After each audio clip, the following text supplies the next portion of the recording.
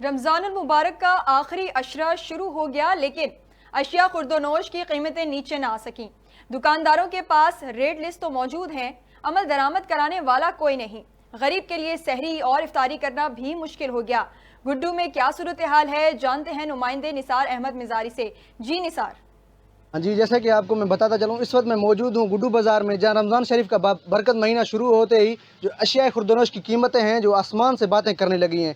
رمضان سے پہلے چینی کی قیمت جو 100 روپے میں فروخت ہوتی تھی، اب وہ 150 سے 160 روپے میں فروخت ہونے لگی ہے۔ ایسے ہی چاول کی قیمت جو 150 سے 200 میں فروخت ہو رہا تھا، رمضان شریف کا مہینہ شروع ہوتے ہی وہ 300 سے 350 میں فروخت ہونے لگا ہے۔ اس وقت ہمارے ساتھ کچھ شہری موجود ہیں، ان سے جانتے ہیں ان کا مہنگائی کے بارے میں کیا کہنا ہے۔ جی جیسے کہ دیکھیں ماشاءاللہ ماہ رمضان شریف 30 روزے جو کہ بابرکت کا مہینہ ہے، ایسے ہی دیکھیں کہ مہنگائی سر توڑ رہا ہے عوام کا۔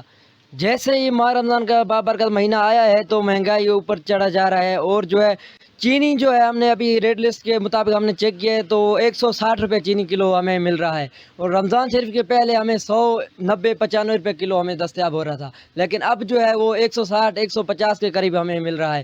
اور چاول دوسرے اشیاء کے جیسے کہ دوسرے کھانے کے اشیاء ہو گئے ہیں، ان کے ریٹ ایسے اوپر چلے گئے ہیں۔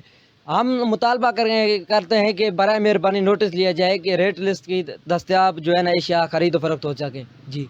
جی ہاں، آپ نے شہروں کا بات سنا ہے، انہوں کا بھی یہی کہنا ہے کہ رمضان سے پہلے چینی کی قیمت 100 روپے میں فروخت ہو رہی تھی، ابھی وہ 150 سے 200 میں فروخت کی جا رہی ہے۔ دکانداروں کے پاس ریٹ لسٹ تو موجود ہیں، لیکن ان پر عمل درآمد کرانے والا کوئی نہیں ہے۔ جی بہت شکریہ نثار، تفصیلات سے آگاہ کرنے کے لیے۔ نیوز اسٹوڈیو سے فی الحال اتنا ہی۔ مزید نیوز اور اپڈیٹس کے لیے دیکھتے رہیں اردو نیوز نیٹ ورک۔